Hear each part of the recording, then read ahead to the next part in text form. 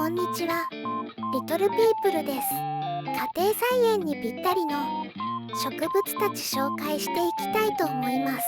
チャンネル登録よろしくお願いします。こんにちは。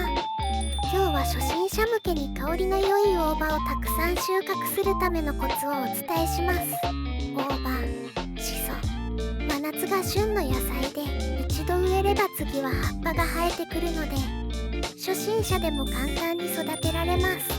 ただ普通に育てるだけでも大葉を収穫できるんですが、美味しい大葉を収穫するためにはちょっとしたポイントがあります。このポイントを押さえればもっとたくさん美味しい大葉を収穫できますよ。大葉は中国やミャンマー、ヒマラヤが原産で、古くから日本でも栽培されてきました。その爽やかな香りと独特の風味が特徴で、特に夏場の暑い日にはとても活躍しています。6月中旬から8月にかけて収穫でき、結構長い期間楽しめます。大葉はビタミン B2、カルシウム、ベータカロテンが豊富で栄養満点の野菜です。だから美味しいだけでなく体にも良いんですよ。大葉を育てるときは日当たりの良い場所が好きですが、夏には注意が必要です。夏に日に当たりすぎると葉焼けしてしまうので、半日陰で育てるのがベスト。逆に日当たりが悪すぎると香りが弱くなってしまうので気をつけてください。土が乾燥しているのを見るのが苦手なので、乾燥してきたらこまめに水をあげる。さて、美味しい大葉をたくさん収穫するために日々気をつけるのが摘心です。摘心することで脇芽が伸びて枝数が増え、新しい柔らかい葉っぱがたくさん生えてきます。葉っぱが10枚以上、背丈が30センチメートルぐらいになったら株の成長点の先端を摘んであげると良いです。これで栄養が適度に分散され、新しい葉っぱの成長に回るようになります。また風通しも大切です。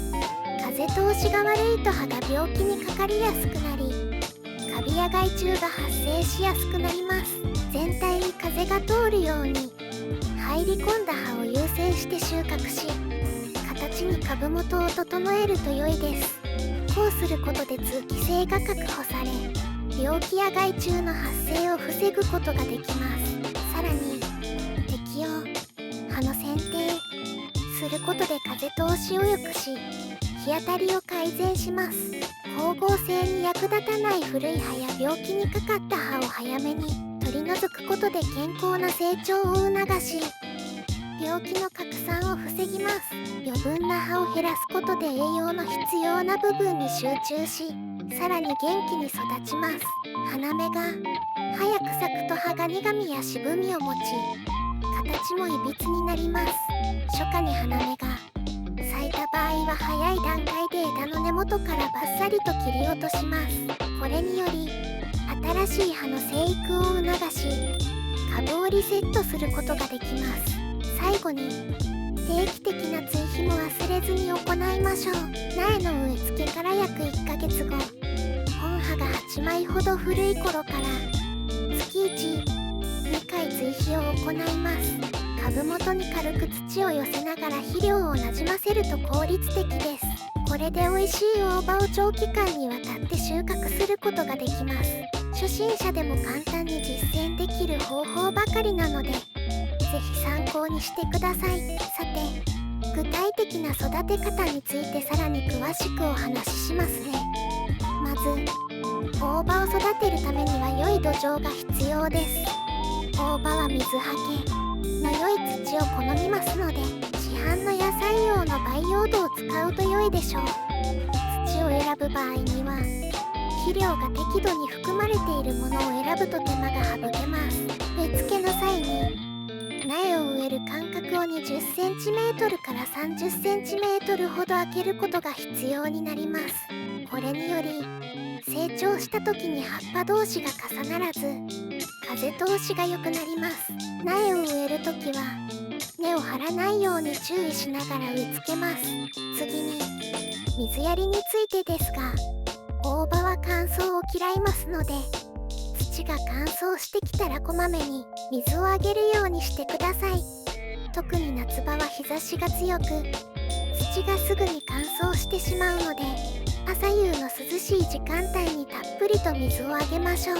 ただし、過剰な水やりは根腐れの原因になるので注意してください。そして、摘心についてもう少し詳しく説明します。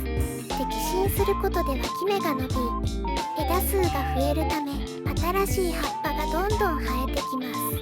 具体的なタイミングとしては、葉っぱが10枚以上になり、背丈が30センチメートルぐらいになった頃が目安です。この時、株の成長点の先端を摘むことで、栄養が適度に分散され、全体的にバランスよく成長します。さらに、定期的な追肥も忘れずに行ってください。特に成長期には栄養が必要なので、苗の植え付けから約1ヶ月後、本葉が8枚ほど開いた頃から月に1、2回追肥を行います。追肥の際には、株元に軽く土を寄せながら肥料をなじませると効率的です。肥料は市販の野菜用のものを使用するのが簡単です。また、大葉は虫がつきやすい植物ですので、虫対策も必要です。特にアブラムシやハダニがつきやすいので、見つけ次第早めに対処するようにしてください。自然派の方は、ニームオイルや木作液を使用することをお勧めします。さらに安全性が高く、環境にも優しいのでおすすめです。大葉は病気にもかかりやすいので、風通しを良くする必要があります。風通しが悪いと葉が病気にかかりやすくなり、カビや害虫が発生してしまいます。株全体に風が通るように、入り込んだ葉を優先して収穫し、逆三角形の形に株元を整えると良いです。こうすることで通気性が確保され、病気や害虫の発生を防ぐことができます。さらに、適用、葉の剪定することで風通しを良くし、日当たりを改善します。光合成に役立たない古い葉や病気にかかった葉を早めに取り除くことで健康な成長を促し、病気の拡散を防ぎます。余分な葉を減らすことで栄養を必要な部分に集中し、さらに元気に育ちます。また、大葉は花が咲くと葉が硬くなり、味も落ちてしまうので、花が咲く前に収穫するのがベストです。花芽が早く咲くと葉が苦みや渋みを持ち、形もいびつになります。初夏に花芽がついた場合は早い段階で枝の根元からバッサリと切り落とします。これにより、新しい葉の生育を促し、株をリセットすることができます。最後に、収穫についてですが、美味しい葉っぱを収穫するためには、早めに収穫することが大切です。大葉は新芽の柔らかい部分が特に美味しいので、早めに収穫することで美味しい葉を残すことができます。また、収穫の際には、株全体のバランスを見ながら、適度に葉を残すことができます。株全体を剪定することで、新しい葉の成長が促され、長期間にわたって収穫を楽しむことができます。初心者でも簡単に実践できる方法ばかりなので、ぜひやってみてください。大葉は家庭菜園でも手軽に育てられるので、自分で育てた新鮮な大葉を使った料理を楽しんでください。料理の幅も広がり、健康にも良いので、一石二鳥ですよ。以上が、美味しい大葉をたくさん収穫するためのコツです。これらのポイントを押さえて、ぜひチャレンジしてみてくださいね。家庭菜園がもっと楽しくなりますよ。頑張ってください。